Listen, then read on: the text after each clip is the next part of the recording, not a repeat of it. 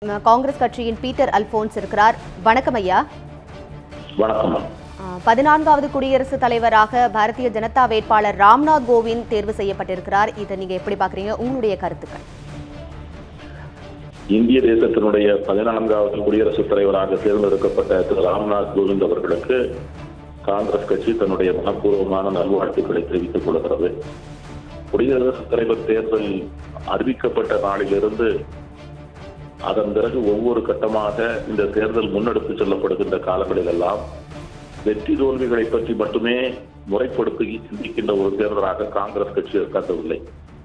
ஒரு கருத்தியல் மோதல்களுடைய அல்லது எப்படிப்பட்ட கருத்தியலை பின்புலமாக கொண்டவர் குடியரசுத் தலைவர் மாளிகையில் இருக்க வேண்டும் என்பதை சுட்டிக்காட்டுவதற்கான ஒரு கருத்தியல் போராட்டமாகத்தான் இதை காங்கிரஸ் கட்சி மேற்கொண்டது. இதை எங்களுடைய தலைவி சோனியா காந்தி அவர்கள் கூட மிக அருமையாக சொன்னார்கள்.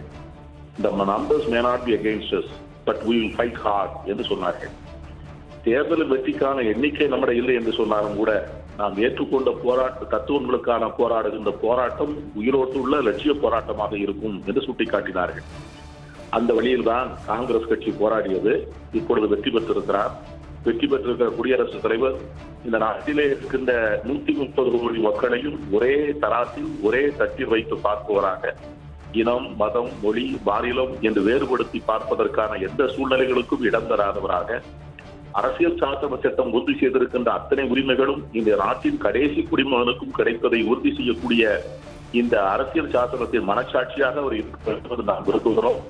அப்படி அவர் பணியாற்றுவதற்கு இந்த அரசு அவரை அனுமதிக்க வேண்டும் என்றும் கோரிக்கை வைக்கிறோம்.